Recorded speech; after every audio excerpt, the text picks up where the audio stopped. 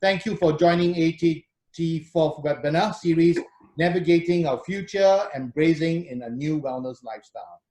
Welcome back to participant who has been following all our series, and for new participants who have joined us, and I've seen a couple of friends who have been missing for a long time. I would like to say hello to you, like Ben, Dr. Ben, I believe from Philippines is in the panelists.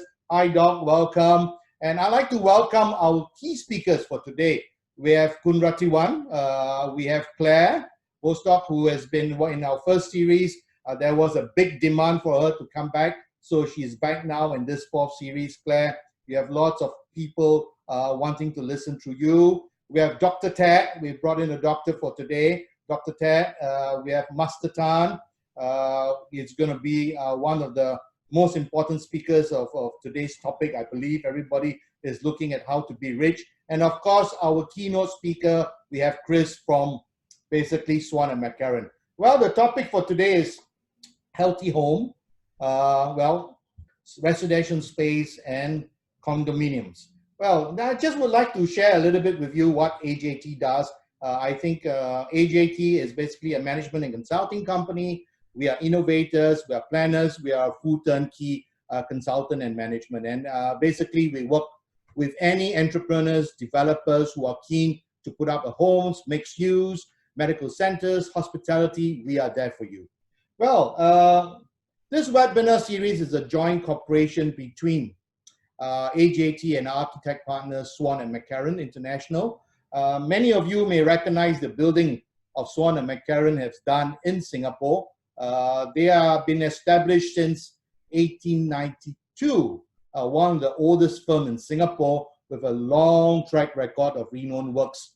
Well, in Singapore, if you look at it, you can see iconic places that they have basically developed, like the Raffles Hotel, the Goodwood Park, Raffles Medical Center, and the group has basically expanded their business out of Singapore, even up to Shanghai, Vietnam, and Malaysia. The group has been very much involved in commercial, mixed-use hospitality, and of course they have done many estates, township planning in Singapore. They have done condos like the View 8, Studrum in Singapore. So Swan is really a vehicle that does great architecture around this region. All right, without further ado, I'm going to share with you a little bit more about what the topics will be going about today about healthy homes. So residence space and condominiums. Well, I believe you all can see in terms of market people who are looking at properties today, they are looking at opportunities, what they should be doing, where should they be developing or where should they be spending their money. And I think many of them now are looking into homes. Homes is basically an asset, and you won't be surprised that homes, people who are developing homes have grown tremendously, very much like if you see in the slides that I'm sharing with you, there are total about 700 over units globally in terms of people building up homes. Next slide, please. Okay, now talking about homes now in this pandemic, many people may also think, should I be buying a unit or should I be remodeling? And this is where the remodeling comes in now very handy. And I believe this is where Swan and McCarran will be the main person to relook in part of remodeling homes. Chris will be sharing you a little part about how you can remodel and making the change into moving towards wellness home. So remodeling of home is one of the big things today that is moving over the last few months and the coming months. Yeah, again, inside of modeling home, people are still looking at investment. Many people are investing homes overseas. A lot of Singaporean friends that I know, they would always call me, Anthony, is Thailand a good place to invest now? I would really tell them, yes, it's a good place for you to get a condo. And basically, I believe there are discounts going on, pretty good discounts for homes. Correct me if I'm wrong, Ratiwan, I hear a lot of homes are going, condos are going like 30–40% discount during this pandemic period. Yeah, so I think homes, condos in Thailand will be really a good investment for you to look at. and they have a lot of good developers in Thailand in terms of looking homes and more lifestyle. So where are real estate's market really catching up in the wellness? As I was saying, lots of it are coming. Many homes that we have been working with around the region, even in Malaysia, Vietnam, even in Thailand, everybody is looking a small little component to fit in wellness, to fit in healthy lifestyle into their homes, and not just besides bringing in greens, they are looking at how they can basically utilize good space in their homes in building participation of homes movements. Next slide, please. Yeah. Well, what do we expect of healthy homes? Basically, I always have this upbringing from my parents. It's always, my mom will always tell me, Anthony, make sure your home is always clean, make sure it's great, make sure it's tidy. So it's not only at the entrance that we are looking at home to be neat, to welcome our friends, our people back home, but it's always good to make sure that we keep the home fresh and clean by make sure that we get fresh air. I always believe, and I like to always, when I get home, I open up my doors and my windows to get the air circulation there. And that is something that I really would love to when I get back to my home. Yeah. So this is something that we will be talking about homes, environments, and so on. Next slide, please. Well, this is another interesting topic that we have today from Master Tan. He will be talking about Feng Shui. So here, Feng Shui to me is, I am a very strong believer of Feng Shui, and I always look at what we should be doing, looking at the stars. Feng Shui always, I believe, Master Tan will share with us, the stars will change yearly. And I'm a strong believer. When I get home, I always say, hi, I'm back. Or even if I'm leaving home, I'll say, goodbye, thank you. Even if I'm staying in a hotel, when I check in, I say, hello. Even I'm checking out, I say, thank you for a comfortable stay. So I think the presence of homes in this is very, very important. Yeah. Well, besides the four walls that we are building, looking at space utilization, there are a couple of key things that our speakers today will be talking to you about, looking at using the right cleaning agents. Will that basically affect us if we are using the wrong cleaning reagents for washing our shirts and our clothes? And also, Claire will be talking to you about workouts. Where will be the right space for you to do your home exercise, your breathing exercise, your mindfulness. So I think home is not just basically looking at four walls, bringing in greens, but also there are other elements in living in a healthy homes. Well, environment medicine is something very new. Some people are asking me, Anthony, what's environment medicine? Is there a doctor that I could go and see for environment medicine? Yes, there is. Environment medicine is very much that Dr. Thet today will share with you a little bit more in depth, talking about environment medicine that affects us internally, functional medicine. So that will be a very good session for you to hear. He is lining up as speaker number 3, so hang in there, listen to him. Yeah. Now, the takeaway message for me for healthy homes is always remember, we need a toxic-free lifestyle. A lifestyle that we want to basically eco-friendly, eating healthy, using the right chemicals, agents at home, toxic. We want to basically be toxic-free. And this topic will be something so glued to the heart of Ratiwan. She will share with you today, and she will be lining up to spread this good news of her checklist. So ladies, you got a great 1 hour and close to 30 minutes of this. So please, if you have any questions, please fill in your questions and answer, throw it back to us. We will answer it. And if we could not, we will answer it at the end of the event, or please scan through our WhatsApp and you will be able to join in there and we will share all our answers with you. Now, without further ado, we would like to bring in our first speaker, Chris. Chris, who have worked very diversified in client base for retail, hospitality, commercial projects, Malaysia, Thailand, around this region. He has a very strong passion in design and his components parts. Chris working mentor clients achieve comprehensive design solutions which inspire and add to our built environment. Chris, I think you have a good slides to present to us and a good insight of what a healthy home should be and how we should basically retrofit it. Welcome, Chris. Thank you. All yours. Okay, thank you, Anthony. As both a wonderful introduction and also the discussion about Swan McLaren. We are actually the oldest firm in Singapore for design and architecture, in a very sixth generation, as it were, looking after the design of the city and clients' needs. I'll just start sharing the screen, get this right, and play. That. So, of course, Anthony, as you say, we're talking about wellness in the home.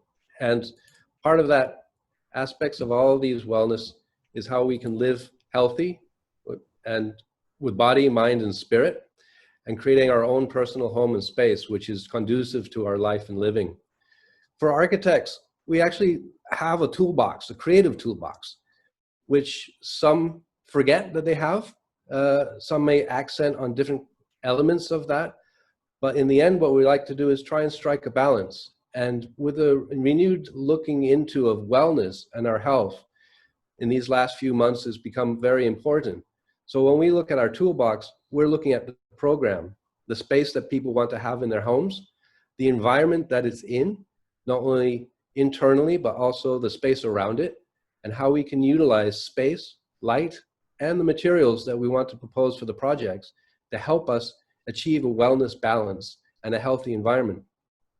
This is our creative toolbox, as we say, and it's always been at the core of design methodologies for most architects, but also importantly for Swan and McLaren.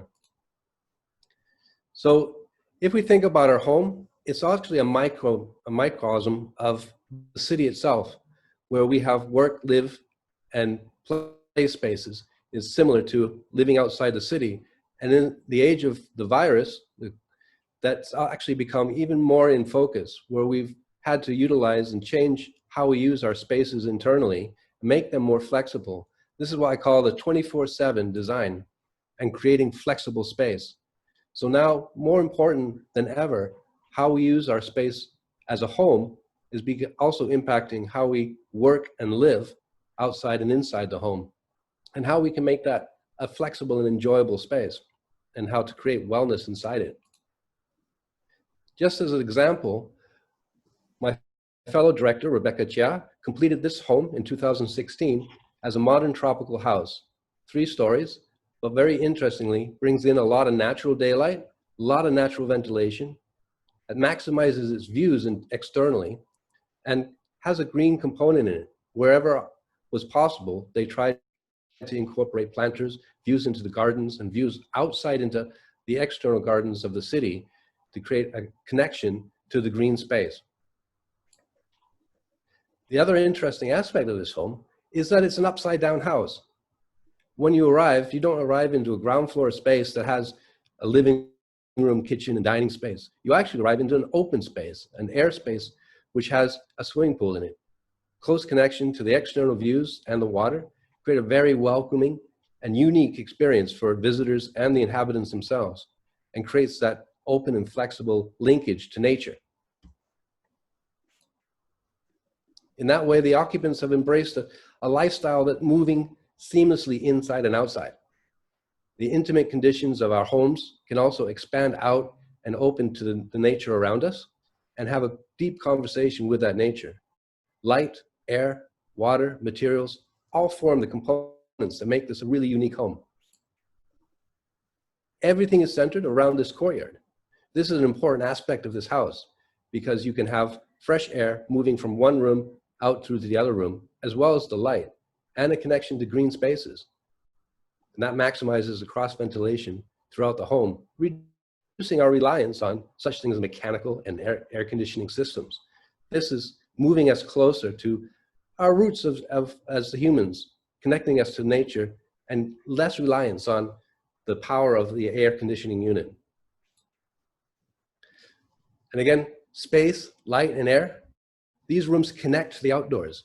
This kitchen is not only a kitchen, it's a dining space. That dining space is also a workspace. It also opens up fully into the balcony area, and it also connects to that courtyard. This brings natural light, ventilation, and a sense of greater space for a very compact actual size. And again, the engagement of materials. You can see a lot of wood, a lot of gray earth tones coming in, but also very bright. So it's very materials that engage our senses, the texture of the walls, the sense of the use of wood on the handrails and the treads. These all connect us to our senses. And this, I think, is very important for us as designers to realize. We want to be connected and have sense. So here you can see how that actually worked. The swimming pool is on the ground floor area, and that light well coming through also allows all the air to flow through over the water, creating a stacked conditioning, cool air moving through the buildings. And all those rooms open up so the air can move freely. So that was a very compact home example of trying to connect ourselves into a grounded space and back into nature and creating a wellness environment that's based largely on how to bring fresh air in, how to bring bright light into the space. We also approach that in the condominium complexes that we do. For example, in Stratum here in Singapore, this complex of 380 units was quite compact, but also every unit opens out onto these green spaces and the water spaces that engage the tenants. So when you look out your balcony, you're looking at the foliage, you're looking at water, you're deeply connected to the world outside and have good views. And creating those views creates also a variety of spaces. So you can have intimate private spaces in that public gardens. You can be open and relaxed. You can swim, engage out in the outdoors. This outdoor living is very important, particularly here in Singapore, where we have very small apartments. They can be very cramped, but we can open those spaces with good design and good public spaces for those condominium complexes. This allows us to breathe. It allows us to engage with nature again. So if we looked at a very compact apartment, this one with our sister design firm, P&F Interiors, they made maximum use of the small space. They created an open feeling of space. They also made that, again, a flexible kitchen for eating, dining, working on, without having to make walls everywhere. And it connects with the earth tones again. The light colors make it feel like a bright and airy space. And that opening on the right actually is a large swing door, which can close off and give that privacy to the master bedroom, which you can see on the right-hand side. Again, the planning of this space utilizes the bedroom also as a private little workspace and an entertainment space with a TV. But again, you can see there's a lot of light and air and the sense of materials coming through in the project, make it feel like a very welcoming home and a very light home. I think that's very important for us in these days, not to be so burdened with heaviness and darkness. We want to come into a space that allows us to feel we can breathe. I'm home, I'm relaxed. The other thing that you can see is the reliance on air conditioning can be minimized if we have ceiling fans. Now, ceiling fans may be seen as old-fashioned and not useful anymore, but these are very useful in controlling our climate and reducing our reliance on air conditioning. So I think when we look at creating opportunities in wellness, we're actually talking about designing for flexible space, utilizing the environmental considerations, using that space and light to a maximum, and creative use of materials, how we can ground ourselves back with nature through the selection of materials which aren't heavily reliant on paint colors, etc., that make us have feeling of texture and change. And also that biophilic design integration, where we can bring in green into our homes. Doesn't have to be large, doesn't have to be small. Just a touch of green can help us feel and energize our spaces with healthiness. And of course it says thank you.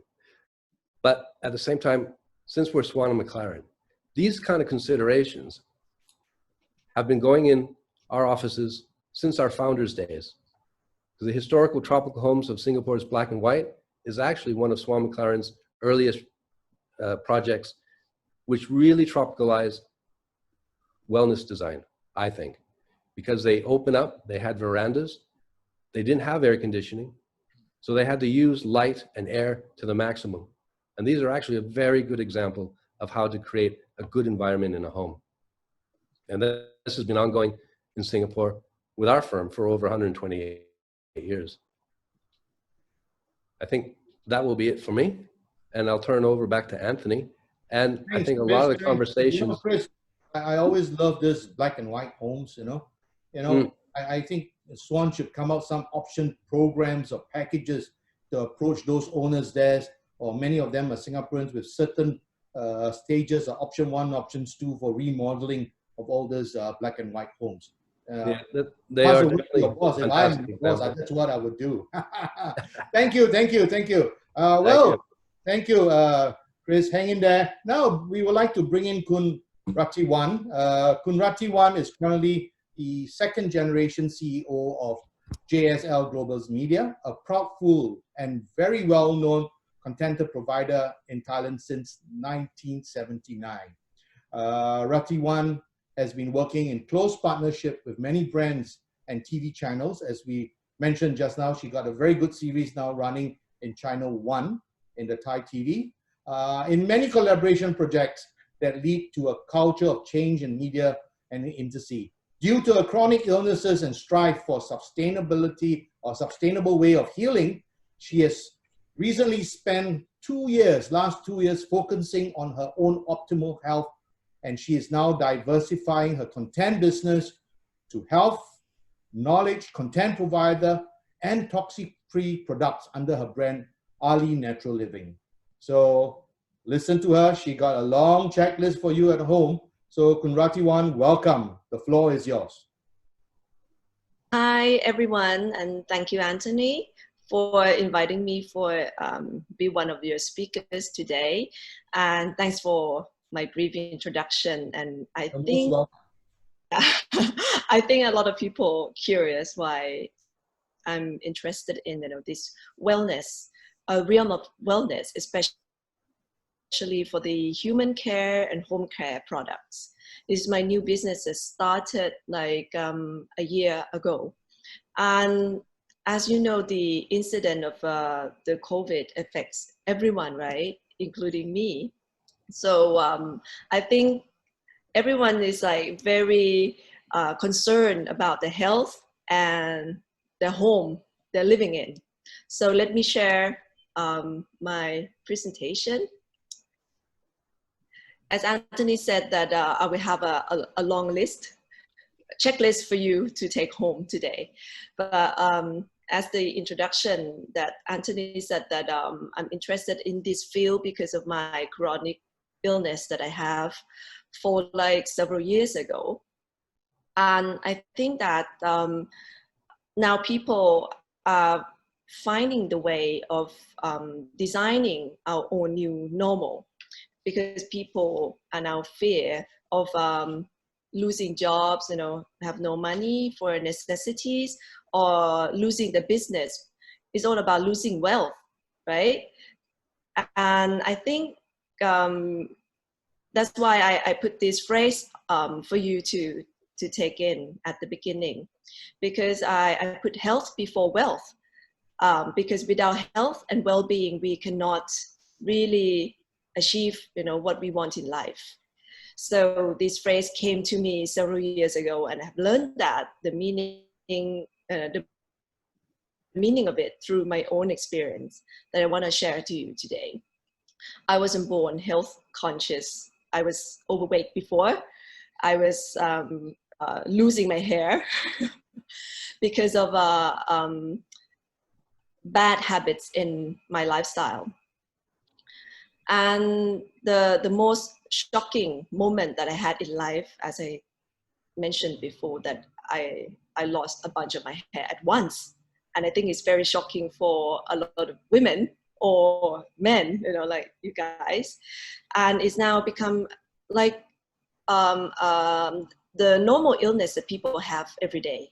Today, because I went to see the doctor said that people in their 20s, they have this disease.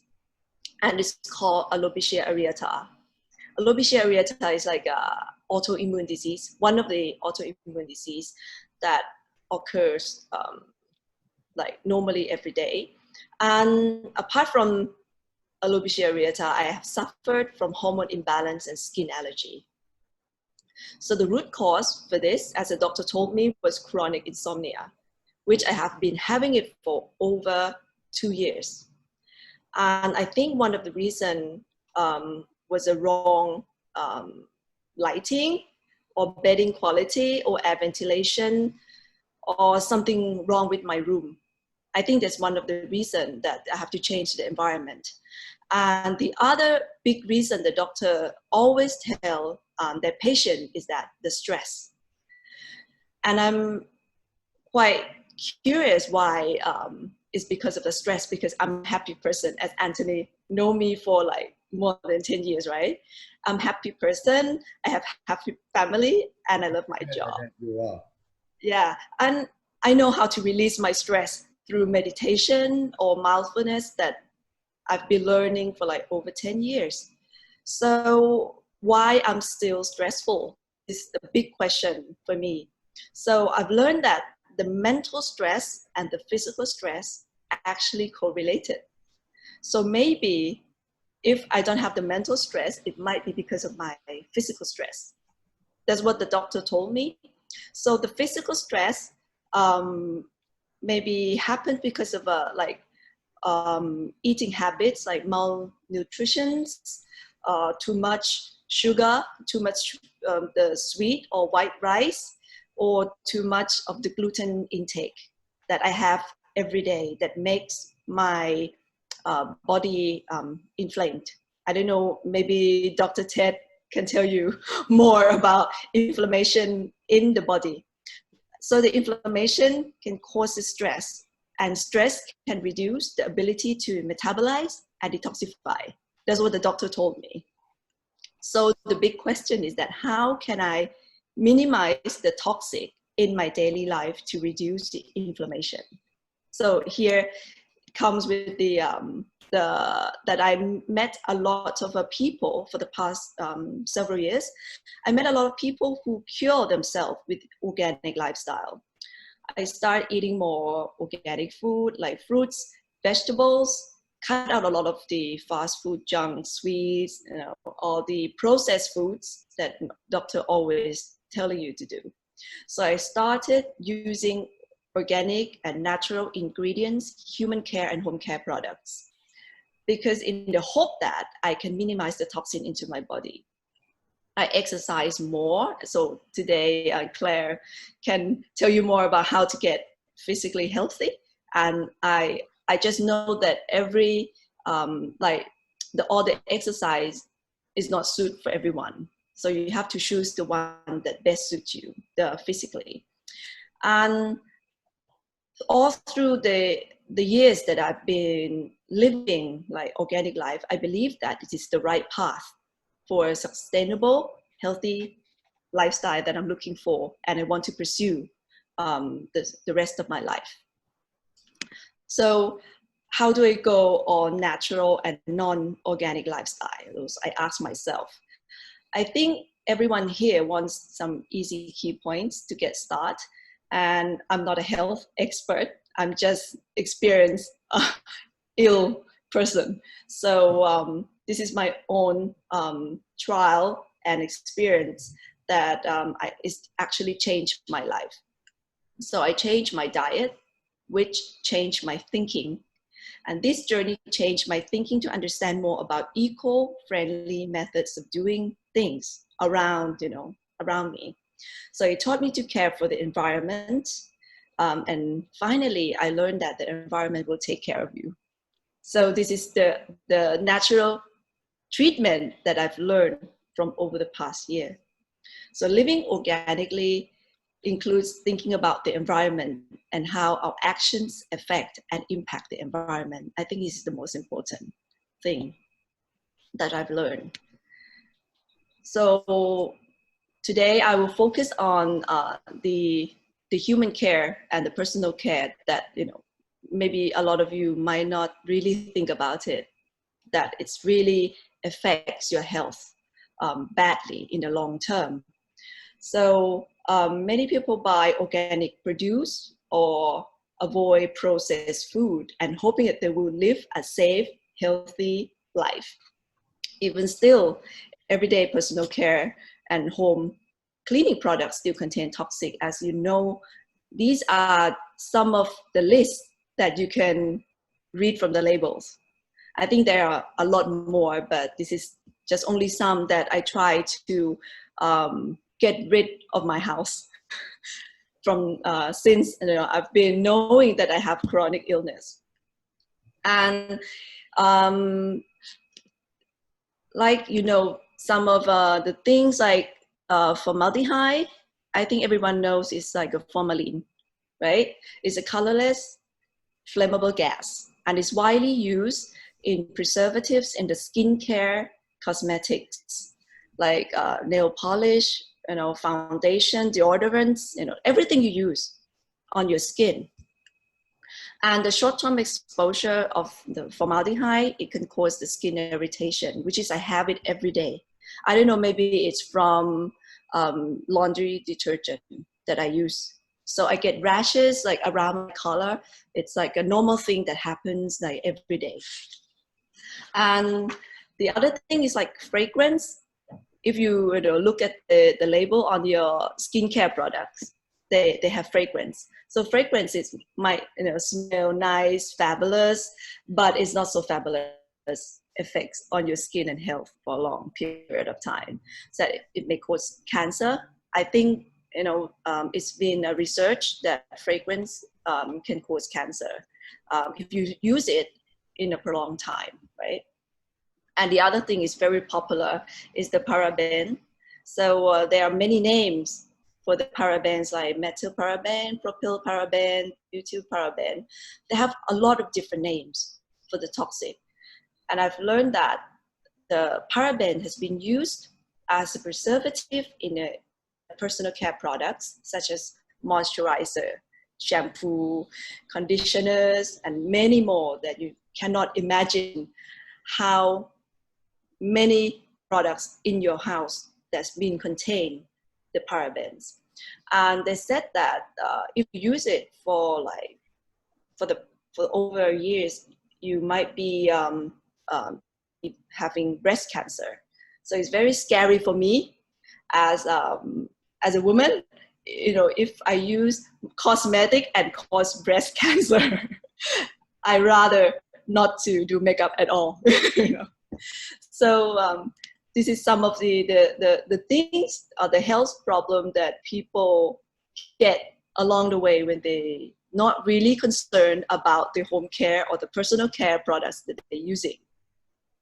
I think I have half of the list here that I've been going through, maybe half of the list, but luckily I'm still carcinogen free.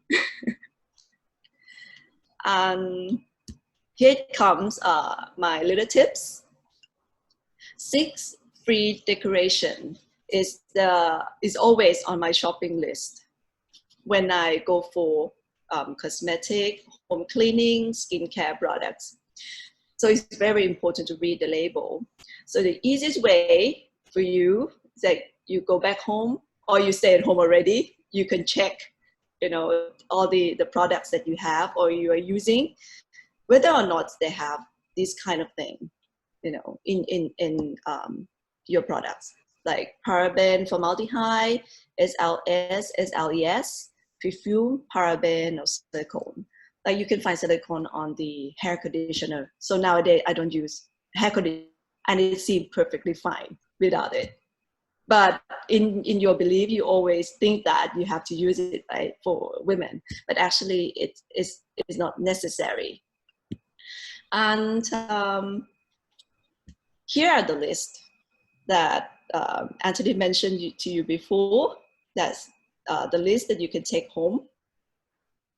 So this is my own checklist that I've been done for like several years ago. And you can see that a lot of things in the kitchen I love the kitchen area because it's where everyone gather together having meals. And I just observe my kitchen that there are a lot of plastics in my kitchen. So I try to replace, most of the thing with that made from plastic into something else, like shopping board, because while you shopping food on the plastic cutting boards, it creates a little nicks and divets, which are a perfect caves for the bacteria to grow, like E. coli or Salmonella, that can hang in the cracks long after you wipe up the board. So can make you really, really sick. And it happened to me before. I've been sick for like a week. So I remove it with the glass cutting board or the bamboo or the wooden board. Because, because they have a natural antibacterial property.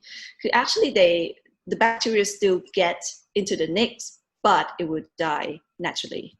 So I think it's like the things, little things in a house that you can replace with something more like eco-friendly materials. Another room is my bedroom. During my COVID, I'm remodeling my space. I'm remodeling my bedroom, my balcony to get more greens, more light, and it really works well. I sleep better, much, much better. Like I used to sleep, like my deep sleep is like 7% or 5% a night, which is actually, I should have like 15 to 20% deep sleep. So when I change all the things, it really helps, especially with the light, the natural light during the daytime, and try to get rid of the light during the nighttime. So this is the room that you spend like 1/3 of the time, right? And healthy sleeping habits really make a big difference in the quality of life. Rati, can you sketch up a little bit? We are running a little bit of time. Yeah, great. Don't worry, go in your key points. Do your key points. Yeah. So this is like the checklist. Maybe Anthony will send you all later. I can share it with you. And this is the last room, which is the bathroom checklist. So there are a lot of brands that you can buy, the organics and toxin-free in the market nowadays, but I cannot really tell which brand is the best in the market. It's all about brands having responsibility to tell the consumer the truth about the ingredients they're using to bring the integrity and transparency. So it's very important that you read the label, and the price of the product may be much higher, but I think it's worth investing in your health every day. So to conclude my session, I think happy, healthy home is about love. I think the Dr. Thet, can tell us more about how to live internal environment and external environment in harmonious. Thank you. Thank you. Thank you so much. I've taken your checklist home, in fact, 2 days ago, and I started passing it out to my mate and my daughter who's at home doing nothing. I told her, please go through it and let's see what we could get rid and bring in the right stuff home. Thank you so much. So we heard from Chris looking at how an architecture will work. We have heard from Kunratiwan what is the right thing to put in your house, and basically make use of the COVID time, staying at home, readjusting and remodeling your home. Now we would like to bring in a person that tell us about our inner health, talking about environment medicine. Dr. Thet, main goal is to deliver a better and genuine cure to patients with a regenerative and metabolic disease, and to promote wellness in genuine age management. Not only as a medical consultant, as a medical doctor in wellness industry, he's also an educator and international. A young chap, very vibrant, very robust. Dr. Thet, welcome. The floor is yours. Thank you. Okay. Thank you, Anthony. First of all, thank you, everybody, and all the panelists involved in this section, and also all the participants. It's very great afternoon for me. And it is, I've been in so many talks before, but the talks like that is the first time in my life. So it's like the topic is very simple, healthy homes. We will see two words, healthy and homes. Actually, previously, we think about health as a separate matter, home is a separate matter, but now we combine two together as a healthy home. So to talk that one, actually, how health is important for the home and how home is important for the health, and what are the impact of the environment on our health. Actually, it is a very huge topic, and I'm sure I'll not cover everything here. So I have only 9 minutes. I will start my timer right now. I will try to finish within 9 minutes. And one more point is that within the 9 minutes, Thank I you, Doug. it will be very, very superficial. So I was thinking how to tell in 9 minutes. So I will give you only important take-home messages for all the participants for what are the important things. That's all. So today, in my 9 minute section, I would say like number one part, I would introduce why environmental medicine and healthy home is important. That is just the introduction. And then I will point you out 10 important points.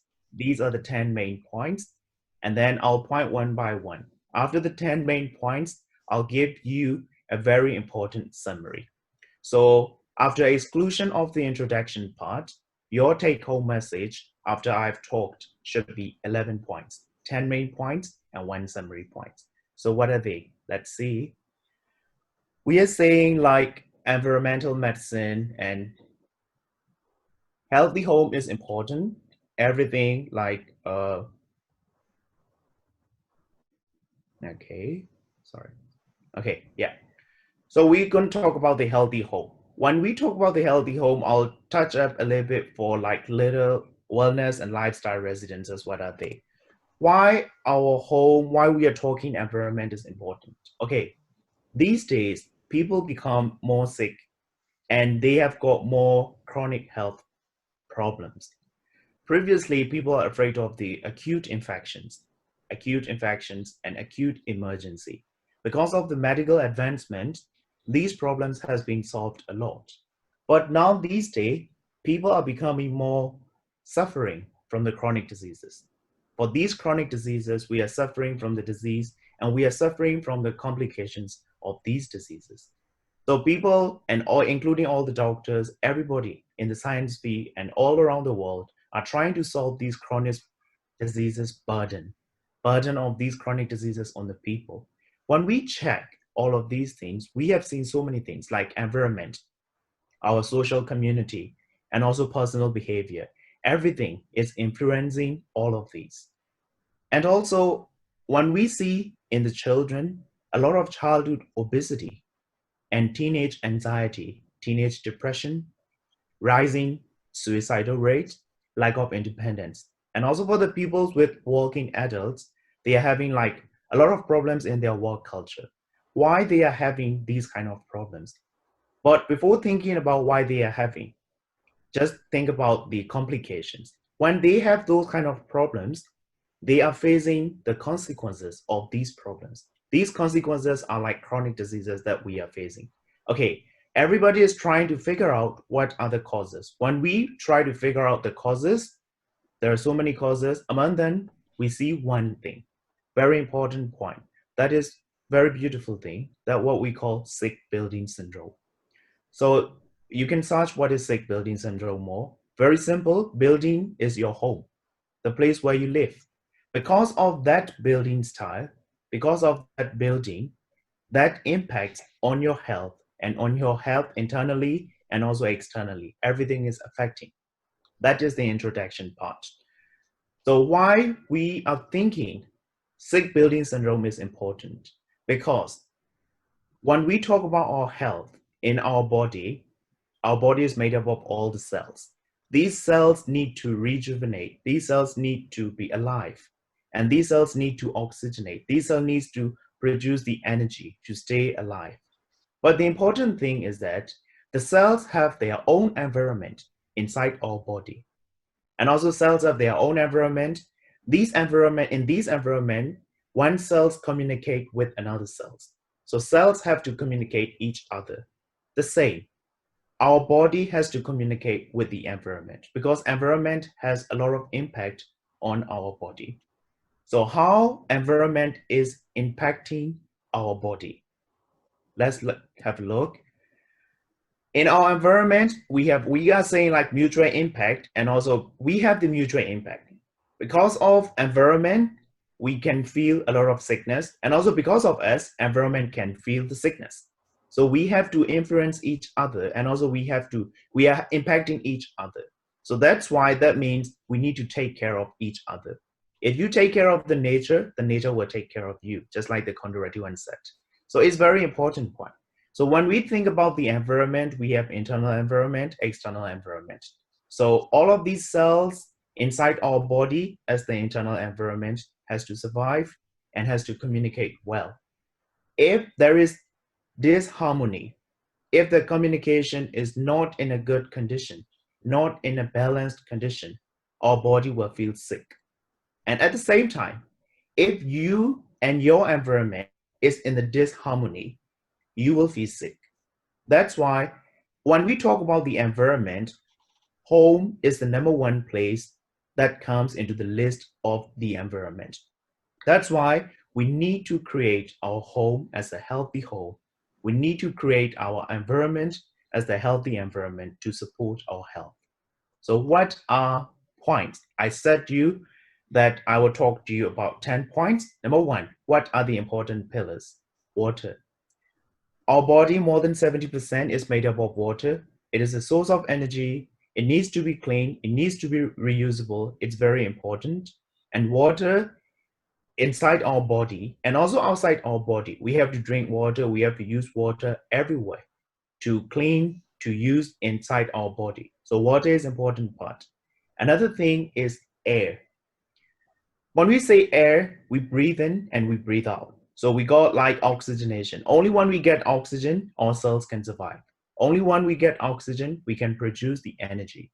So water and air, they must be in harmony. They must be in balance to your body. It's very simple. Only when you get the good water and good oxygenation, your body can survive. Otherwise, you cannot. But the important thing is that the water that you get, the air that you get needs to be in a good quality. So if you are staying in a locked home, no window, no airflow, then how will you get a good oxygenation? And that's why even inside the home, making good aeration and also like natural reusable oxygen with the indoor planting and even like the ground matting or something like that. Those kind of things are very important for the healthy home. These are two main important pillars. Another important pillar is light. Light, our body perceives light.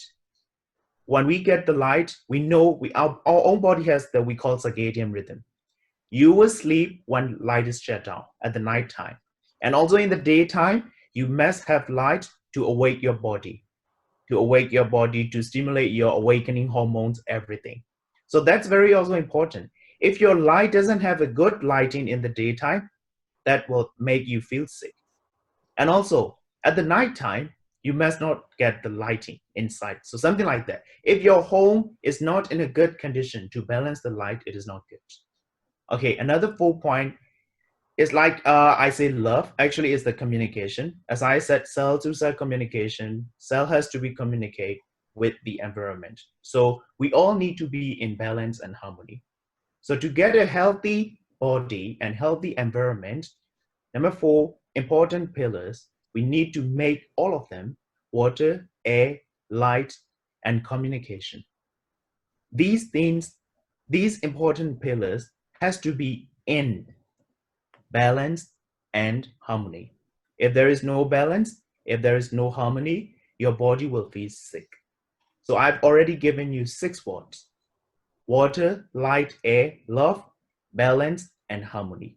They all need to be in that way. Okay, then how we can improve these pillars and how we can improve these things to do it. Oh, my 9 minutes up. So Don't worry, Doc. Go ahead. Go ahead. Okay. Key points. Interesting. So you've got 6 points: balance and harmony. And okay, how we can improve more. We can improve in important methods, 4 more points. That is the process inside your body. Number one, detoxification. We need new things, but we produce old things from our body. And also nature has the toxic waste.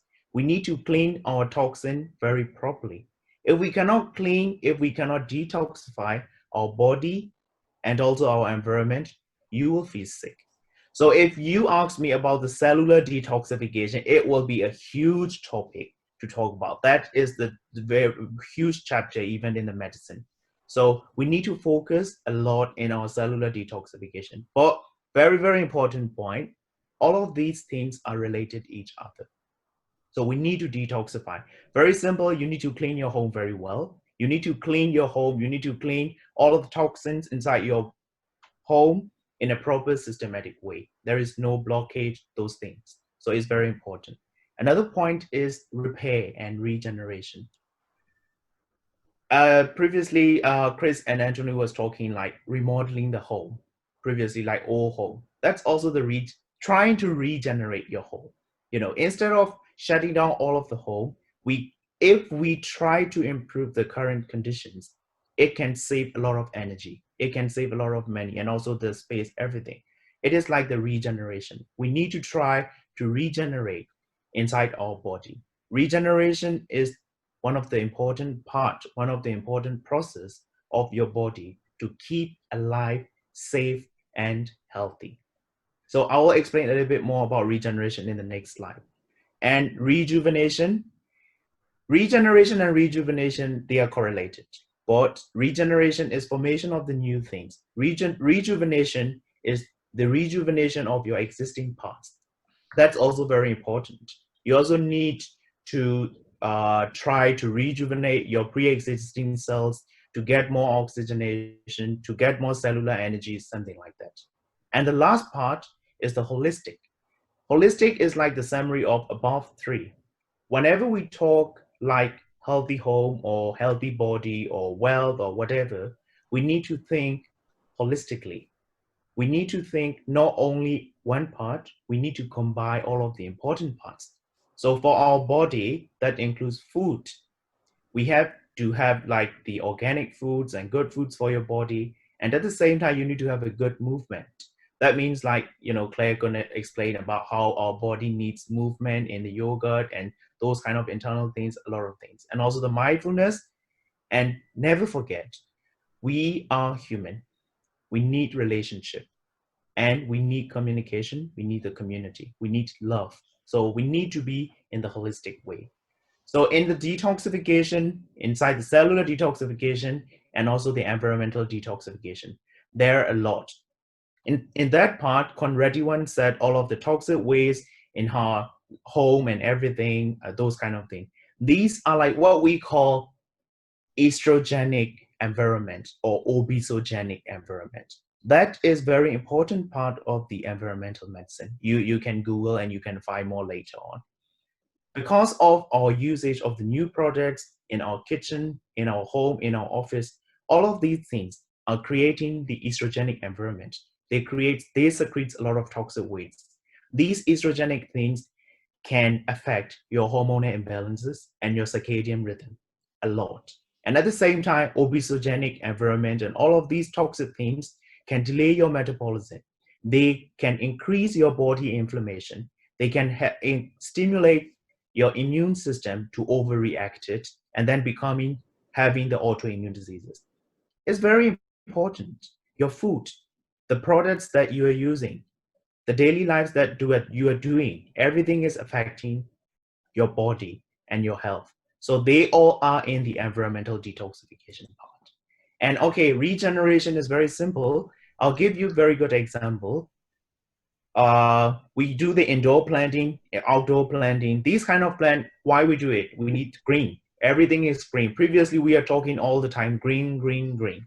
But now, the trend is changing from green to regenerative. What means? Like, even though you are putting a plant, it should be. Can you give yourself another 30 seconds? Yeah, okay, I'll finish. So we need to be regenerative, and then, okay, I've say regenerative and also the rejuvenative. All of these things need to be in a holistic way. So that's why these are the 10 important parts, 4 process, 4 pillars: water, air, light, and love. They all must be in balance and harmony. And then the important processes are detoxification, regeneration, rejuvenation, and holistic. The final part of take-home message is that, as I said, we are human. We need to rely on each other. And at the same time, we need to rely on and take care of our environment. So previously, we are thinking about ourselves. But important point, we have to change from me concept to we concept.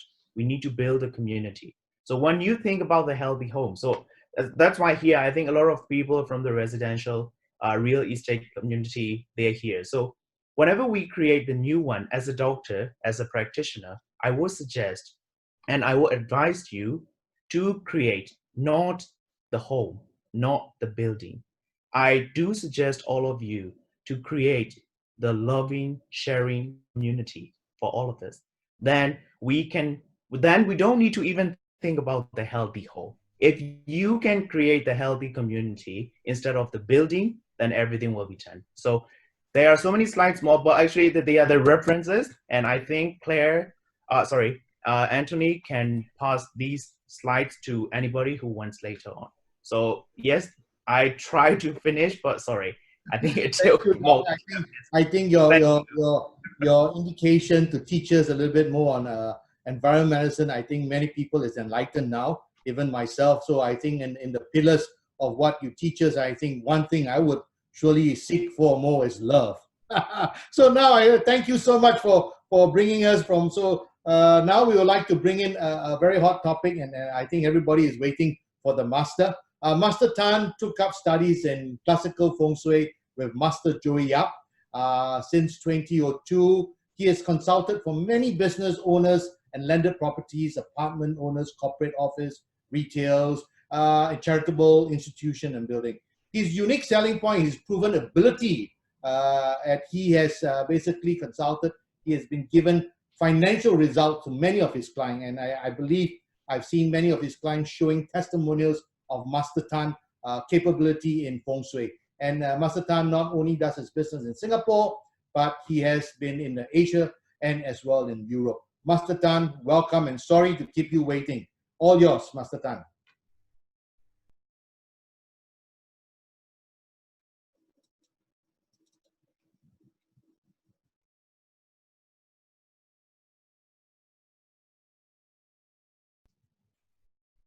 Master Tan, are you up and ready?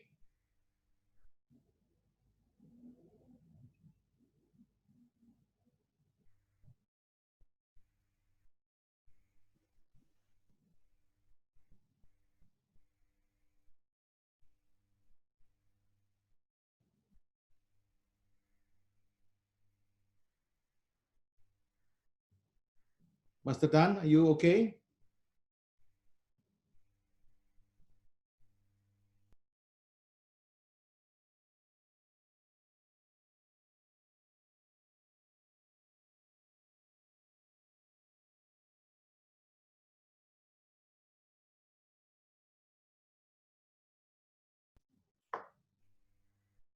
Okay, Master Tan, you can proceed. We will manage your screen presentation from here. Is your mic on, Master Tan?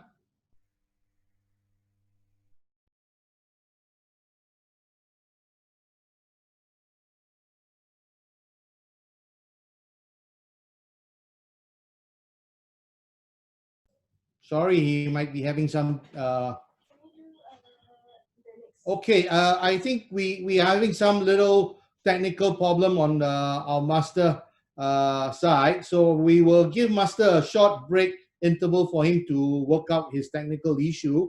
And Claire, we would like to bring you on board first. So Claire, are you ready to basically take over Master Tan's slot for a minute? Yeah, but not to speak on feng shui, yeah? Oh, no. Okay. So Claire is basically with AJT Consultancy. I think many of you knows Claire very well. She's been brought back by demand. We got letters of emails asking us to bring her back.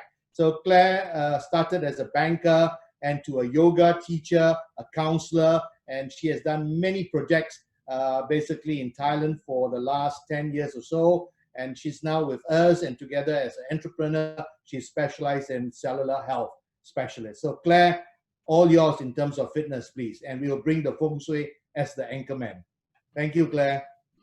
Thank you, Anthony, for inviting me back again to your wellness webinar series. It's great to be here among such an interesting panel of speakers. I've been in a few, and this is really very interesting, from Dr. Thet to Chris and Kunratiwan.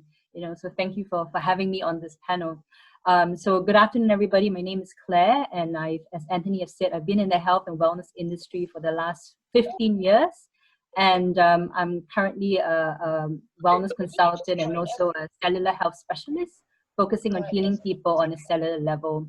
So I'll just share my screen now. Next or okay. next. That's better. Yeah. So once you're ready, you just come on first. All right. Claire is the presenter. So yes, so my topic today that I've been asked to speak on is getting fit at home. Okay. Now, okay, physical.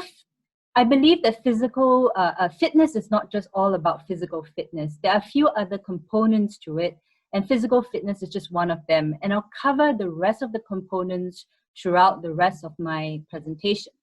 Now, to start with, I would like to talk about active homes, the place where we all get fit. Now, what are the elements of an active home? As you can see, it's not all just about physical fitness. It's physical fitness, mental fitness, internal fitness, nutritional fitness, and environmental fitness. All of them work together to create an active home. Mental fitness is about how strong you are in your mind, how confident you are in your body. Nutritional fitness is about the quality of the nutrients you're ingesting at home. Internal fitness is how well your cells communicate with one another. Environmental fitness, as Dr. Thet and Ratuwan has mentioned, is all about the toxins in your environment, and also, which Master Tan will talk about later, about the chi flow and energy in your environment. And all these work to give you an active and a healthy home. So what are the factors that come into consideration for an active home? I've come up with this acronym BEST, B-E-S-T, B for budget, E for equipment, S for space, and T for technology. And all of them work together interrelatedly.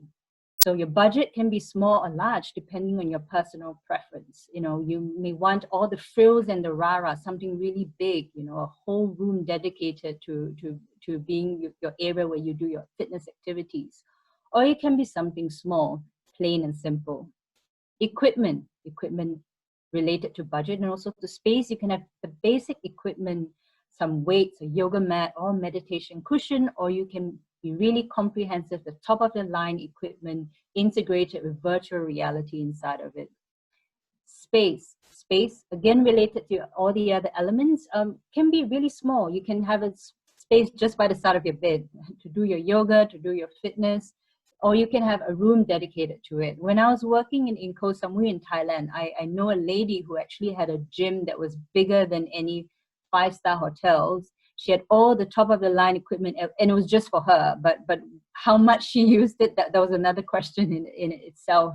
During this time of the pandemic, when we were all in a lockdown, people have found creative ways to find a space for them to meditate or do some activity in it.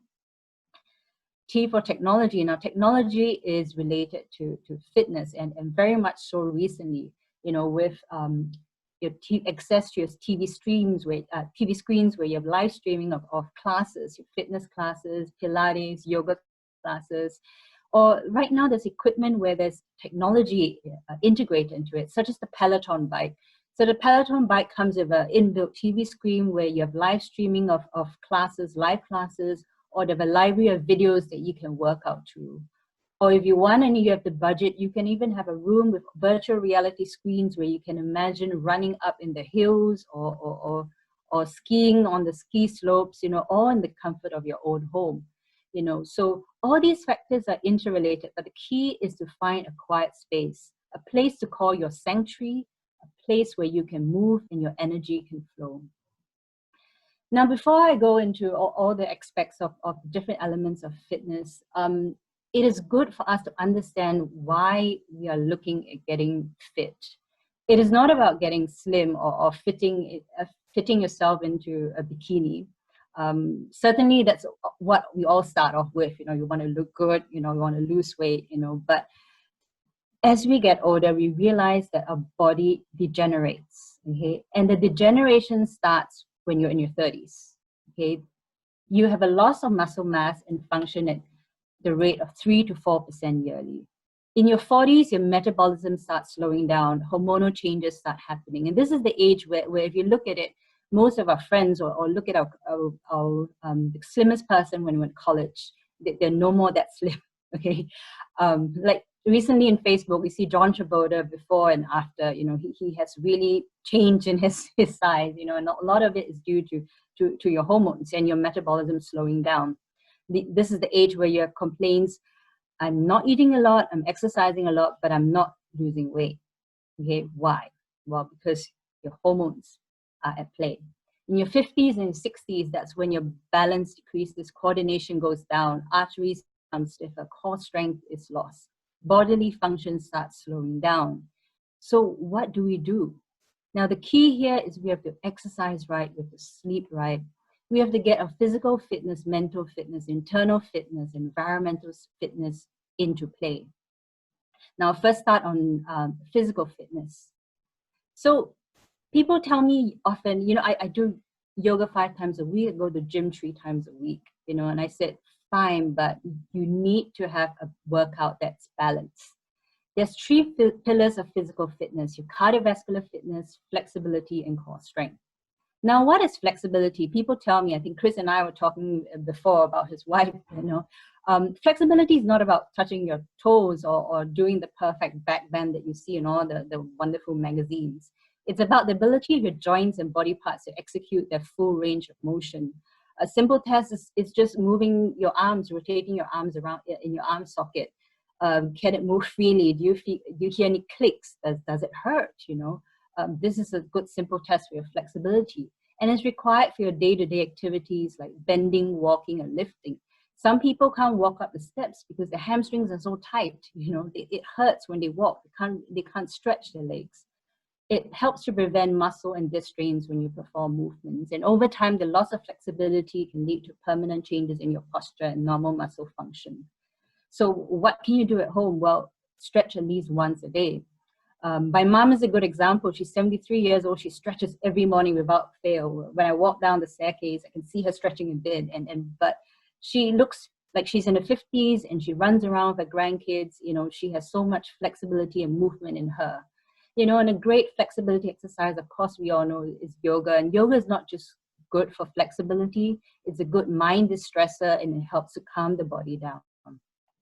Now, what is core strength? A lot of people think immediately when they think of core strength is about the 6-pack washboard abs that all of us have, well, underneath the layer of fats, But no, your core is not just your abdominal muscle. It refers to the 29 muscles in your back, your abdomen, and your pelvis. It forms a corset that protects your spine.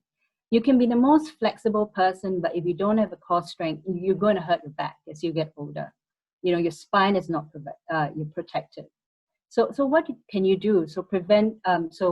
Perform core strength exercises 2 to 3 times a week. It can be sit-ups or crunches. It can be done anywhere. You just need a hard surface. It can be done on the floor in front of the TV where you're looking at TV, or taking a break from your work on the floor. Or you can do Pilates mat work or bar workouts. And right now with live streaming of classes over the app or, on your iPad, you can go to Pilates anytime, and you can do such exercises in the comfort of your own home. The next pillar of fitness, of course, is cardiovascular fitness, often called aerobic exercise. Why we do cardio, a lot of young people say, I'm doing cardio, because I want to lose weight, but the real aim of a cardiovascular workout is to enhance the ability of your heart and lungs to support oxygen-rich blood to your working muscles, to promote body fat loss, to clear the fat from the bloodstream, prevent your arteries from thickening as you grow older, and strengthen your heart muscle. So incorporate at least 30 minutes of cardio at least 3 times a week. Start simple, like jogging, climbing up the stairs, or if your condo, taking the stairs instead of the lift. You can even mop floors. It's a great workout, if you do it. And progress later on to fun things like HIIT or functional fitness, Tabata workouts. So next, besides physical fitness, is internal fitness. And I'll touch on 2 points here. One is sleep, another is cellular health. I think Kunratiwan and Dr. Thet has mentioned about sleep. Now, why is sleep so important? It's related to our internal health and our longevity, underpins all aspects of our well-being. Now, I'm not talking about the hours of sleep, I'm talking about the quality of sleep. Because the deeper your sleep affects your emotional health, affects how you feel about yourself, whether you're having a good day the next day, whether you feel stressed out. And it also helps your body repair. If you have enough sleep, your body can repair itself. Just example, when you fall sick, what does your body tell you to do? It tells you to sleep. Why? Because your body needs to repair. Your cells need to repair and heal. And having good quality of sleep helps in assisting that. And the highest quality of sleep is determined by your physical comfort, your supportive thermal environment, ventilation, hygiene, being toxic-free, and an energetic environment, getting the chi into your room. So the key is to have 7 hours of good quality of sleep in a comfortable environment. Next is cellular health. So what is cellular health? Cellular health is improving the way your cells communicate with each other. Well, in 1998, there was 2 Italian scientists discovered the role of redox signaling molecules in our body. And these are the molecules that actually help your cells signal better. It helps your immune system to know when a cell is dying, to know when a cell needs repair, and when a cell needs regeneration. And this is important in our body. And when we're young, we have a lot of these redox signaling molecules. But as we get older, the number of these molecules decrease. Our cell communication decreases. So we have to find a way to actually enhance our cellular redox signaling molecules in our body. And there are a few redox signaling supplements out there in the market, and it's good to invest in some of them to help our cells communicate better. Next is mental fitness. Now, it's just as important as physical fitness, as Kunratiwan says, but it's usually ignored because a lot of people think it is only for people with psychiatric disorders. But no, it's for everybody. We are not taught since young on how to deal with our emotions, how to deal with rejection, how to deal with stress. And mental fitness is a state of well-being and having a positive sense of how we think and act. 1 in 2 people will be diagnosed with a mental illness by the time they reach about age 40. And these are not chronic mental diseases, but things like depression, anxiety, and chronic stress. So we need to keep your brain and your emotional health at its optimal. So focus on a series of exercises that may help you slow down, depress, and boost a flagging memory. Things you can do, key thing is to meditate 15 to 30 minutes daily in a quiet corner. Now, meditation is not something religious. It can be something simple as just listening to your breath, concentrating on how you breathe in and you breathe out. It can be done anywhere. It can be done on your bed. It can be done in a quiet corner in the living room. Just sit down and spend the time to listen to your breath or tune in to the sounds of your environment. Other things you can do is listen to motivation audibles, practice some visualizations, some positive affirmations, or read. As you read, your body your mind gets exposed to other things, and it draws your attention off your negative emotions, your negative thoughts. Lastly is nutritional fitness. Now, I'm not talking about diets or portions right here. I'm talking just plain simple of the nutrients we need to actually feed our main organs of our body, our heart, our brain, and also our bones. These are the vital parts of our body that we need to nourish, we need to feed. And for healthy heart, we need things like fruits and vegetables, whole grains and nuts. For your brain function, we need antioxidant-rich foods, superfoods like quinoa, flax seeds, fish high in omega-3 fats, low-salt foods. For your bones, we need calcium-rich food, low-fat dairy products, and dark green leafy vegetables. So these are the key nutrients we need to nourish the vital organs we have in our body. Now, all that I've gone through here are just key to making yourself fit and healthy at home. But what I want to highlight here is what we have seen today by Dr. Thet, Chris Kunratiwan, and soon from Master Tan. These are all tools in your toolbox to help you take charge of your health and empower your health. So these are things that we are presenting to you, and the tools that are very valuable for you to actually empower yourself and create this healthy home environment. So that's all for me. And Anthony, I'll hand it over to you. Thank you, Claire. I think you have done great giving us really the insight of how to exercise, looking at one internal cellular level. Now, before we bring Master Tan, I just would like to ask everybody, please, if you have any question, please drop your question in the Q&A box. And just in case we're running a bit out of time, in case we don't answer you, please scan on the screen our WhatsApp group, and we will take your answer from there, or we will also reply you personally in an email. Master Tan, without any further ado, I hope you're all ready to roll. Welcome.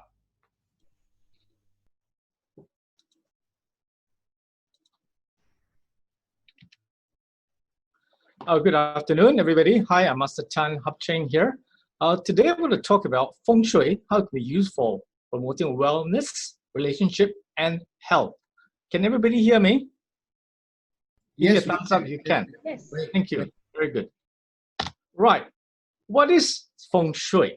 There seems to be a lot of mystique around this subject. It's been with the Chinese civilization for the last 5,000 years and been used quite extensively in the Chinese homes. So really, Feng Shui is all about energy. Everything is energy, and energy is everything. In Feng Shui, we use various techniques to harness prosperous energy from our physical environment, the landforms such as the mountains, the hills, rivers, and lakes, to improve health, relationships, and wealth. This is what basically the study of Feng Shui is all about. The processes that we normally use in Feng Shui are as follows. First, we need to assess the external environment. Where are the mountains? Where are the water formations? Where are the rivers? Because in nature, the mountains and the water formations are nature's store of auspicious, prosperous chi or energy. So we need to locate where these sources of prosperous chi is coming from. And after we locate where the sources of chi is coming from in the physical environment, then we will select a auspicious, prosperous location, property that can receive the most chi from the hills, mountains, or the water. Then we will have to assess the configuration of the building. What direction is the building facing? Is this direction suitable for receiving chi? Yeah, is it clashing with certain unsuitable features or not? So the building configuration has a lot to do whether the building receives prosperous chi from the environment. And having selected the building itself, then we need to locate the main entrances to the building. The main entrance is the single most avenue, you like, of chi inflow into a building. So the entrance has to be sited in the appropriate location in the building configuration. They receive the maximum chi so that whoever lives there will prosper. And the way we do it is we actually have to tilt the door angle. We certainly cannot change where the mountains are located. We cannot change the direction of the flow of the rivers, yeah, or the location of the lakes around the building. But what we can do is actually tilt our doors. Why do we want to tilt the doors? Now, tilting the door is like a radio receiver. If you tune your radio receiver to the right frequency, it will receive a sound. So, tilting the door exactly like that. When we tilt the door to the right angle, it receives prosperous chi, and the occupants receive a good outcome in their lives. Besides the main door, we also need to open secondary doors to stimulate more chi flow and let the chi buzz around within the property. And this we can only do in the landed properties. The other spaces in the building, like the bedrooms, the kitchen, the study rooms, also need to be located in the right sectors of that building because they need to receive prosperous chi as well. Because bedrooms are responsible for good harmonious relationships, kitchen affects your health, and study rooms and places where you communicate affects your performance in your work. And we also need to look at the dates and times to commence the building renovation, groundbreaking, installing the doors, and even to move in the dates. Because in Feng Shui, when you start every project on an auspicious date, the following becomes auspicious. So in the Chinese tradition, we always choose auspicious dates to open shops, to sign contracts, have marriages, because you start everything on an auspicious date, everything that follows is auspicious. What are the benefits of Feng Shui? Definitely, it'll improve health and wellness, as we all have been talking about. Yeah, it enhances matrimonial relationships and also relationship between business partners and members of the family. And definitely, Feng Shui increases our business opportunities and your career advancement. This is, I think, very important to us now in this very difficult pandemic financial situation. We will need to look for opportunities to increase our financial well-being, and Feng Shui definitely is a powerful tool for that. Now, this is here, you see, is an example of a landed property in Singapore, a semi-detached house, which we have used Feng Shui in its design. Look at the main gate here. It's been angled at a particular angle because we want to divert qi from the road in front, which is a slope that goes from left to right, to divert the precious qi from outside the building, on the road, into the building, into the car park in itself. So we see this gate has deliberately tilted at a certain angle to divert the precious qi. And this is repeated on the second floor of the building. Look at this main entrance of the building. It's been also tilted at a certain angle to receive qi actually from this water. This swimming pool was located in the southwest corner of the building to accumulate precious qi and to connect the whole building with the qi from the outside. So this water is also very instrumental in generating good, prosperous energy for the homes. You can see here it's a very beautiful home. It's lots of water, greenery, light, air. Yeah, so this building was designed for the maximum qi flow into the building. What if it's a condominium? We have same principles, but modified to suit a high-rise building. Same. In a condominium, the main door into the condominium is important. We cannot change that. But what we can do, we can match the other doors in the various rooms to the main entrance in the condominium. Because qi flows through the main door, through the condominium, and we locate these doors in the right position, they will receive qi from the main door as well. The main door comes into the qi comes into the main door, the living room, and it goes circulates, goes into the living room, the master bedroom, the kitchen, and the study room. So internally, within the condominium, we can locate where the master bed is, where you will receive the maximum qi from the door in the bedroom. And see this condominium, the master bed is against this wall and not the other wall, because this position receives maximum qi from the bedroom door and from the outside door. So it will help the couple to live in harmony and enhance their relationships. And the kitchen here, the stove is deliberately located here because the fire in the stove affects our health. So this location where the stove is lit will only generate positive energy to enhance the health and well-being of the residents. And the dining table here is also located here, also to receive the precious food that's cooked on this auspicious location. Here in the living room, you see the TV set located here, and the settee is located in this corner because this corner receives the maximum positive qi from the main door.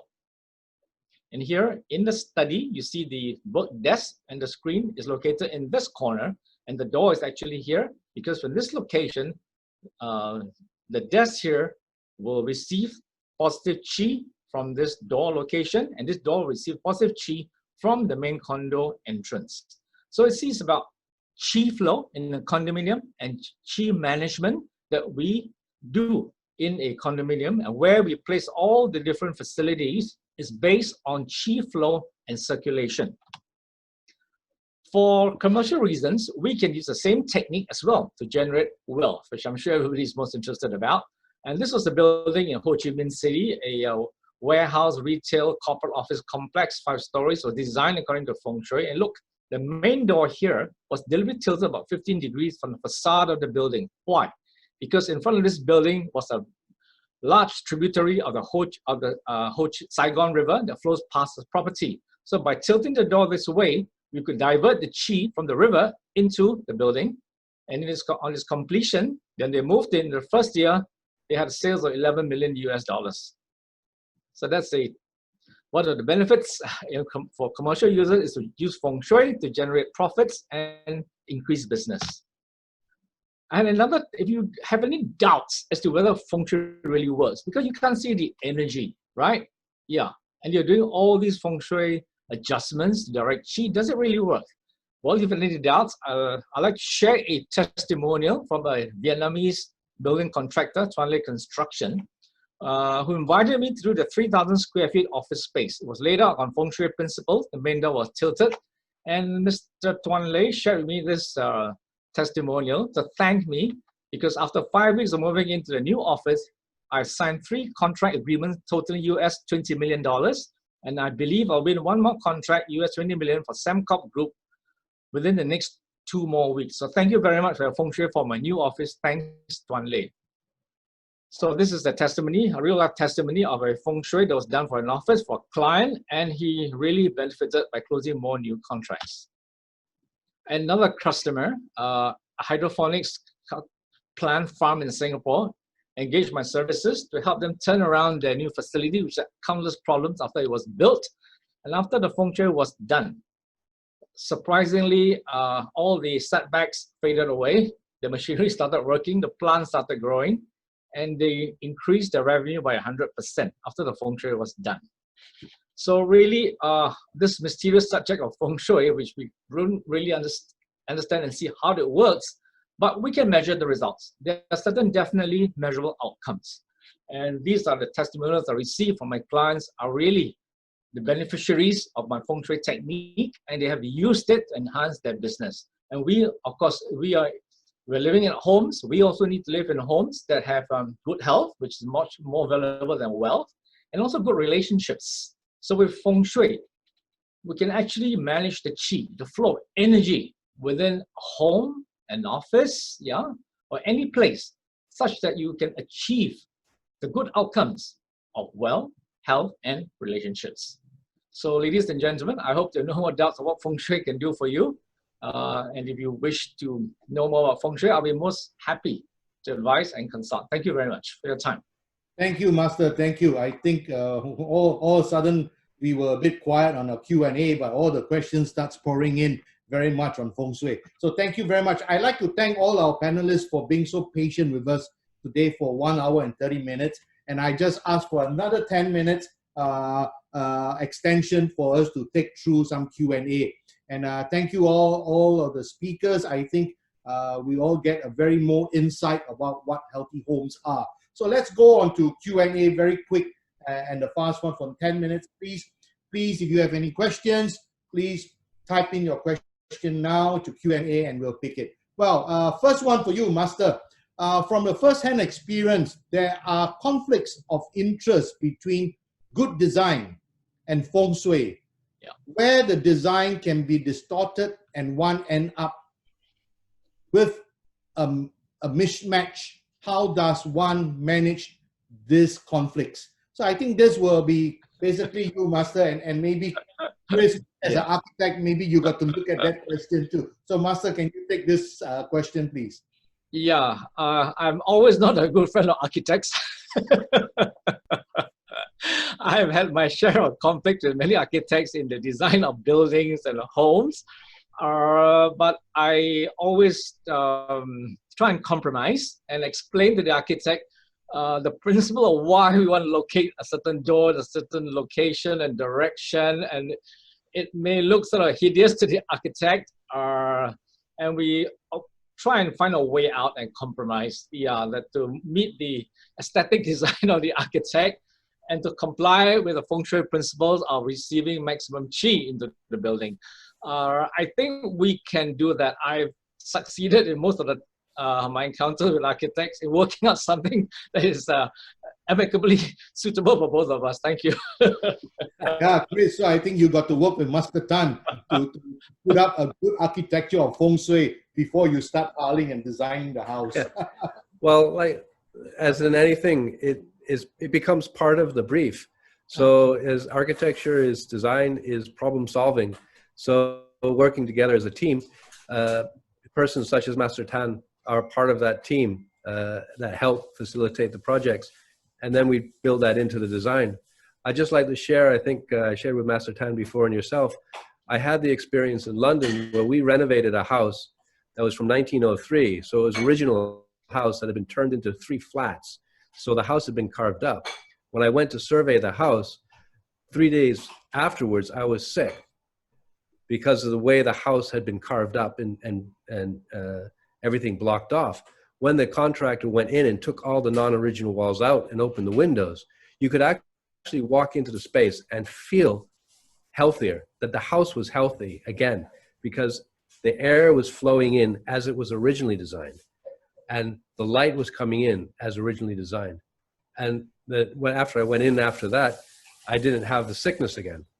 So that really set me on a path of affirmation that feng shui, as in wind, water, is actually important for us, because we are all physically part of the environment, and the way things happen within the environment interacts with us. And of course, as Claire says earlier, and of course, Dr. Thet, we are made up of these ingredients. So these ingredients of the earth, the wind, the fire, and water are part of our bodies. So we are integrally attached to the earth around us. So I am a believer, but with the respects to things, when you place objects and things, I'm not sure about that. It's outside of my expertise, and I always go to Master Tan or people like that to advise on these things. I think, Chris, I think there's a very good component here about healthy homes. People want to know a little bit more of feng shui and architecture. Well, to me, I see today's topic composites of everything all the speakers have brought in to talk about how to really look at healthy home. For me, I will really look at environment medicine and looking at the detergents. And we got one question came in where for Kunrati one was a very, very good question, and I think she has really answered it from Arthur, asking Trati one, you could maybe should put up a business division for you to go into people's home to audit their homes to see what is right and what is wrong, what kind of chemical detergents to put on. I think that's a very good business unit you should really look at. I think because many people don't really audit their homes and basically leave it up to their mates or preference. So I think that's something really good. Arthur, thank you for that question. I think you brought lights to her. Am I correct, Kunrati one? Yes. And it's like the thing that we were talking in our team, that we want Ali to be friends, to your home, so we can give advice on the toxin that you should avoid in your house, and maybe we can train the maids, to clean the house properly. Yeah. Another question came in, Chris. I think I know you have answered, but I just want the floor to know your answer coming from you. What are the factors that you consider in designing a wellness in a home, Chris? Maybe you could basically tell the floor because you have already answered to this person. You're mute, Chris. You're mute. There you go. Yeah, I had to find the unmute button. Yes. I mean, within in the presentation, I think I touched on some of these points, but basically we look at the environment that the home is situated in, the context of the light, the air, the client's brief for the spaces. Then it's a matrix and a jigsaw puzzle. So then you plan these things out to try and maximize the benefits for one and the other. Sometimes, as Master Tan was saying, there's a conflict with an element that needs to be resolved, and there's a compromise. So it's the importance is put onto different considerations. So if you want to have maximum light, you'll have different kind of spaces. If you want to have maximum ventilation, you reconfigure the space a little bit. And it's the harmony that you try and bring into balance for that. And this is all intertwined with as I say, the kit of tools that we use as designers to try and solve these issues as a problem solving, and bringing wellness into it with all the input from people such as Claire and Dr. Thet, I and think Master there's a Tan. big potential for architects to bring in remodeling of homes and wellness, Chris. Yeah, we're going to take just a few more questions. I know we're running out, but thank you, panel. I mean, all the participants for giving us your patience. Master Tan, one, I have a friend in Vietnam. Must she come to see you in person? I think you would like to answer things. I don't think they need to, right? No, no, they don't have to come to me, or they can just WhatsApp me on my mobile number. Then they can, we can take it from there. I can do remote feng shui consultation via floor plans, via Zoom, yeah. And having them do some measurements for me, we can come up with a viable feng shui action plan for them. They don't Master have Tan to. will be in the group chat that we have at the back of your screen. Please scan it, and you will see him there, and he will basically able to do your feng shui immediately. I trust him. I know he has done pretty good things for many people. Yeah. And One question for the doc. How can you incorporate environment medicine, doc? Talk Yeah. about building Okay. design. And actually, it's quite a lot. I will give, I think I have given one example. That is, apart from the green indoor and outdoor plant, and just also planting the other organic fruit and those kind of things in your outside garden. That one part. Another part is like, I didn't mention a lot because it will be a huge topic. Another important point in the environmental medicine is that what we call energy. You know, everybody is talking about energy. Everybody is built up by the energy. Everything is made up of energy. Among them, we call electromagnetic wave. There are so many electromagnetic waves in our environment. We call EMF. So these EMF, they are including your Wi-Fi router and also your mobile phone. Everything can increase your, they excrete the EMF wave. And these EMF wave, your body can get hypersensitive to the EMF wave. So if you get EMF hypersensitivity, it is one of the reasons you are feeling those kind of autoimmune disease and sickness and everything. So I'll give you one simple solution for that, or to incorporate into the building. Like if you have a lot of, charge inside your body because of the EMF hypertoxicity, hypersensitivity, you can put like, we call earth grounding. So in some building, we can put wet sand or something like the grass inside your home, and we can make a small space with the grass, with some of the water flow through the grass. So even though you are staying inside the condo, you can spare like 5, or while you are reading your books, you can sit, you can put your feet in that grass and in the wet sand, and water has the enough energy to like detoxify and also to counteract all these EMF wave because of the positive charges inside your body, and they will counteract through your body. So there are so many things, so many things. It is just giving an example. I have seen a lot of new condos and some residences, they are putting like those kind of water with the grasses and also with the sand and stone inside the house. Actually, it is not for the decoration. You can put your feet over it, and it can help to, to reduce the positive anions inside your body. So it's one of the examples. There are so many things to do like that. Yeah. Thank you. Just one more, 2 more questions I will take. One more, Doc, of course. How can health today in the environment, especially in the air quality, so much in Bangkok? I think we tell them to put on a mask, or would you have another advice for them? And actually, okay, we cannot control the whole environment. We cannot control, we cannot say to reduce the car, we cannot say to reduce the traffic. So what we can do is that, okay, there are so many traffic, so many air pollution, but try to get fresh air, good quality air, at least inside your room, at least inside your compound. So we should create as much as we can with these, good ventilation, and also in the good planting, and also to get indoor planting to circulate and to increase the oxygenation and to reduce the carbon dioxide, and also to reduce the toxic things, everything. So indoor planting, and also these kind of, not just for the decoration, and also they are very helpful for your health. So I mean, for the whole environment, I think the government will take care of it, but you need to take care of your own environment. So with your own environment, you can create your own space, you know. So then it is better than doing nothing. Yeah. I think, Chris, biophilia will be one of your key things in terms of putting wellness into homes. And I think you can see, if you travel a little bit of outskirt in Bangkok, you start to see them putting more plants around the flyovers and all that. So I Yeah. think some governments are doing a little bit more than what they have. So I think that's a good approach. One last question. Where can I get the products that Kunratiwan was talking about? So I think Kunratiwan, people are asking where they can get your products. So I think maybe we can share them in the WhatsApp group, or maybe you can tell them now what you have under your Ali website, is it? Yes, you can go to the website, Ali Natural Living. I already posted on the chat, so you can visit the website. And I have the promotion for you all.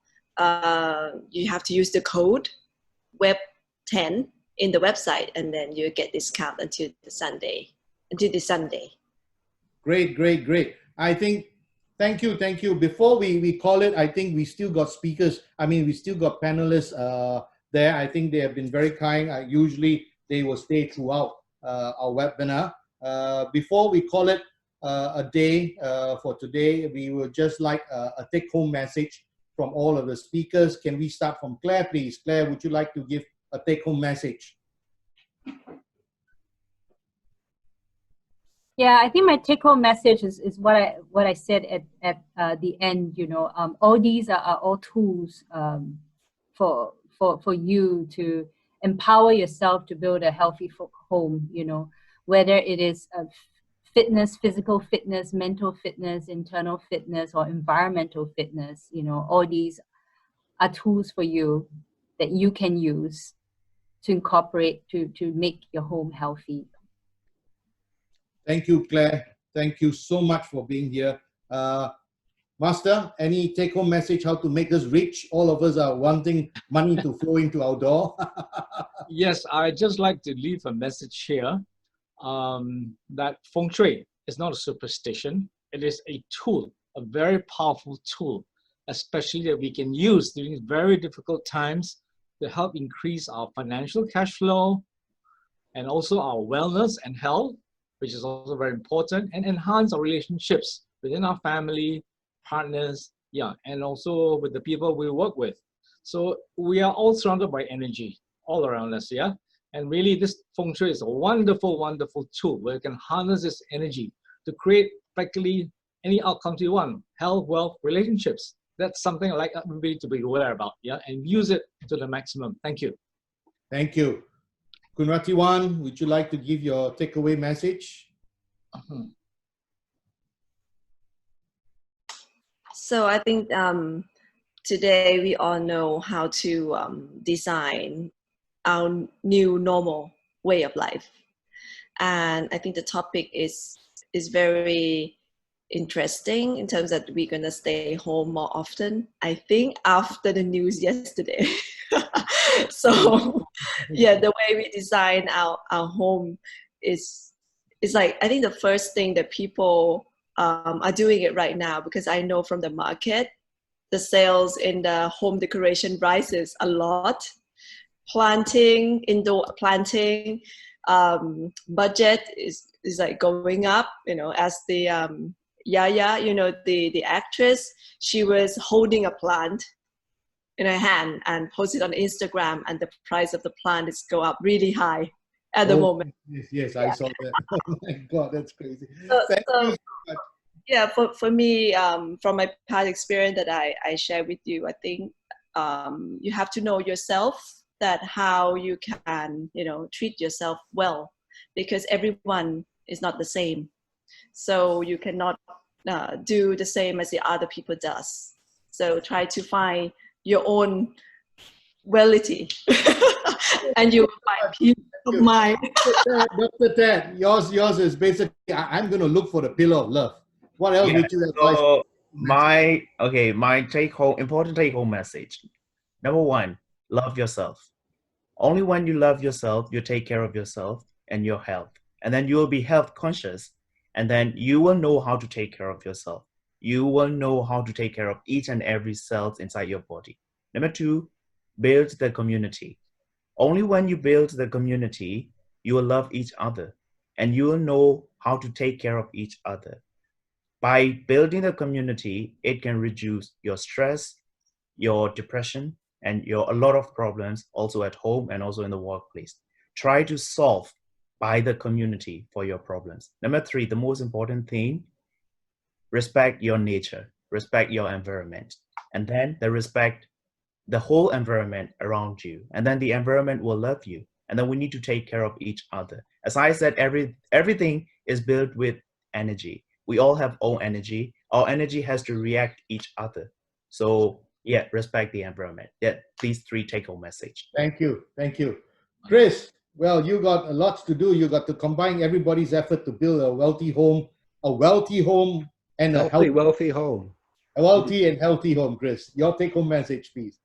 Well, as Kunratiwan was saying, our health is our wealth, and if we begin to focus on how our homes are designed more closely, then all those factors can come into play, and it then becomes very important, as Dr. Thet says. If we're building communities for living, we're building those communities for life. This is what I like to say as well, and that's what's important. Thank you. Thank you. One last question just came in. I would like to say thank you to all our participants, our speakers. I look forward to keep our connections and network within the circle of our new friends here, our new business for all opportunities. So please scan through our WhatsApp. We will keep you informed. The replay of the video of today's talk will be sent to you. And please look out in our YouTube and all our friends. Our YouTube participation in our YouTube has been increasing over our webinar. And please come on the 23rd of July, our 5th series talking about designing malls for new normal. And we have speakers coming in from France. We have speakers coming in from United Emirates, talking about malls. The director of United Emirates Mall will be giving his insight of malls, mega malls in UAE. And we got a very strong Thai management of international and how they would basically come in to look at mall management. So thank you all. Thank you very much for your 1 hour and I would say close to 2 hours. Thank you so much. We didn't realize we have extended speakers and all. Thank you so much. Have a great evening. Thank you.